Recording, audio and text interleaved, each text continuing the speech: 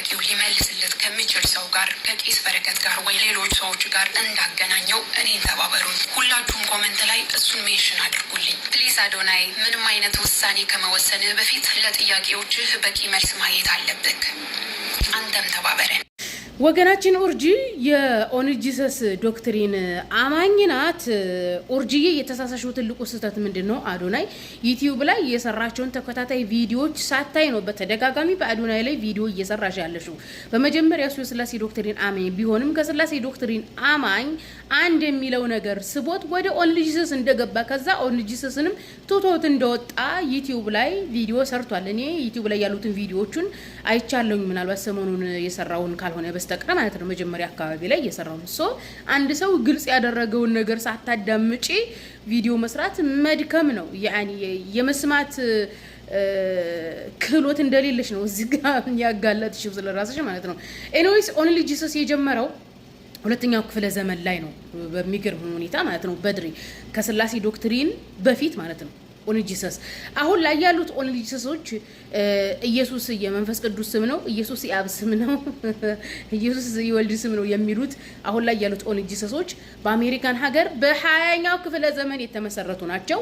ከጴንጤቆስጤ ተነጥለው የወጡ ናቸው። ተግባብተናል። እና ጴንጤቆስጤ ውስጥ የነበሩ ናቸው። ጥምቀት ላይ ሲደርሱ መጠመቅ ያለበት በኢየሱስ ስም ነው በሚል ከጴንጤቆስጤዎቹ ጋር ባለመግባባት ምክንያት የተገነጠሉ ናቸው። ነገር ግን በድሪ ማለትም ከጥንት ከስላሴ ዶክትሪን በፊት የጀመረ አመለካከት ነው የኦንጂሰስ አመለካከት። እንደውም ኦንጂሰስን አመለካከቱን ኢየሱስ አብ ነው፣ ኢየሱስ ራሱ መንፈስ ቅዱስ ነው የሚለውን አመለካከት ያመጣው ኖኤተስ የተባለ ግለሰብ ሲሆን ይህ ግለሰብ በ3ኛው ክፍለ ዘመን ተወግዟል። ይህ ግለሰብ ኢየሱስ አምላክ ነው የሚለውን ትምህርት ያገኘው የአፖስቶሊክ ፋዘር የሚባሉት አለ አይደለም እነዚህ የሐዋርያት ደቀ መዛሙርት የሚባሉ እንደነ ፖሊካርፕ እና እንደ ቅዱስ ኢግናጢዮስ እና ቀሌሜንጦስ የሚባሉ ሰዎች በተለይም ፖሊካርፕ እና ኢግናጢዮስ ኢየሱስ አምላክ ነው የሚል በተደጋጋሚ ትምህርቶችን ጽሁፎችን ሲጽፉ የነበሩ ከዛም በኋላ ግን በጠላት የተገደሉ ሰዎች ናቸው። እነሱ ያስተማሩትን ያነብ ነበር ኖኤተስ። በነገራችን ላይ እንደውም ፖሊካርፕ የሚባለው ግለሰብ ኖኤተስ የተባለው ግለሰብ አንድ ከተማ የነበሩ ሰዎች ናቸው። ኢየሱስ ተጽዕኖ አድሮበት ኢየሱስ ፈጣሪ ነው የሚለውን ነገር ወሰደ። ኢየሱስ አምላክ ነው የሚለውን መጽሐፍ ቅዱስን ብሉይ ኪዳንን ሳነብ ደግሞ ብሉይ ኪዳን ላይ ኢሳይያስ ላይ ኤርሚያስ ላይ እግዚአብሔር አንድ ነው እግዚአብሔር አንድ ነው ይላል። ስለዚህ ብሉይ ኪዳን ላይ እግዚአብሔር አንድ ነው ከተባለ እነ ፓርክ እንደ ፖሊካርፕ ይቅርታ ሶሪ ስሙን ካገላበጥኩት ወይም እነ ቅዱስ ኢግናጢዮስ ኢየሱስን አምላክ ነው ካሉት ራሱ ዋናው አምላክ ነው ኢየሱስ የሚል አመለካከት ውስጥ ወደቀ።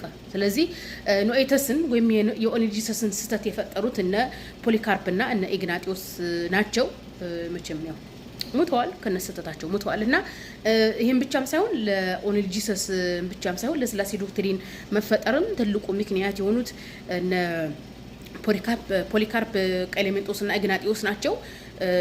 እንትና ይሄ አዶልፍ ሃርናክ በተደጋጋሚ የምጠቅስላቸው ይሄ ክርስቲያን ተመራማሪ የነበረ ሰው በጣም የሚኮንናቸው እነዚህ ሶስት ግለሰቦች ነው። እነዚህ ሶስት ግለሰቦች በእነሱ ምክንያት ነው ኢየሱስ ፈጣሪ ነው የሚል አስተምሮ ወደ ህዝቡ ዘንድ የመጣው ተብለው ይወቀሳሉ። ኤኒዌይስ እንደኔ እንደመሰረት ከኦንጂሰሶች ጋር ማውራት ኃጢያት ነው።